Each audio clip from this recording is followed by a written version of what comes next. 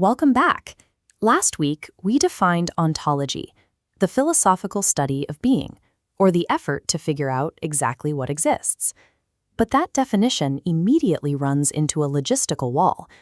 Taking an inventory of a reality that has no limits seems physically impossible. A literal approach would require listing every individual human, every individual horse, every individual tree, and every single grain of sand. It would be an endless, exhausting ledger. This infinite head count yields only disorganized noise, a pile of data with no way to navigate it. We need a different methodology. Aristotle provided the architectural solution to this infinite problem. He realized that an ontologist should stop trying to catalog specific objects and instead map the irreducible ways in which those objects can exist. He proposed a system of summa genera, or the highest kinds. These serve as the ultimate inescapable buckets into which every single piece of reality can be sorted.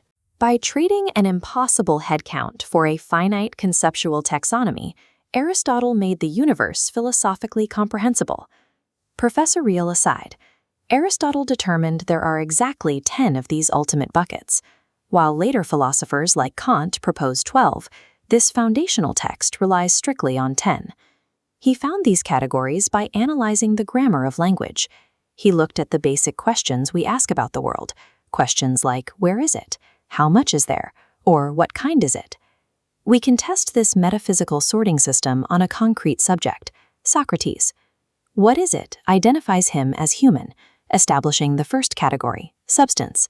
How much gives quantity, 5 feet. What is it like gives quality, wise. The remaining profile, relation, older, time, yesterday, place, lyceum, position, sitting, having, shoes, action, teaching, and affected, weary.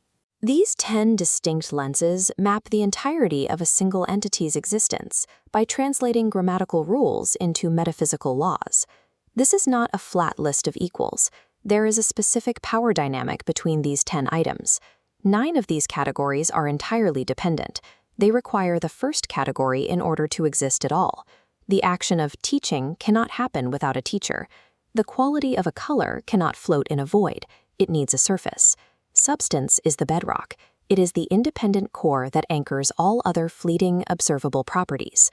The result is a vertical, load-bearing hierarchy, where substance anchors the existence of everything else in the universe. Aristotle's hierarchy provided a structural logic for analyzing any object in the natural world. This system showed that being occurs in distinct types, summarized in his famous claim, being is said in many ways. A core substance, like a horse, has an independent gravity. This is distinct from a dependent quality, like the color brown, which only exists because the horse does. This method of categorization defined the framework for scientific classification and logical deduction for centuries. Our inventory of Socrates is complete, every property accounted for. But reality doesn't sit still. What happens to a substance when it is forced to move and change? That is the subject of our next lecture.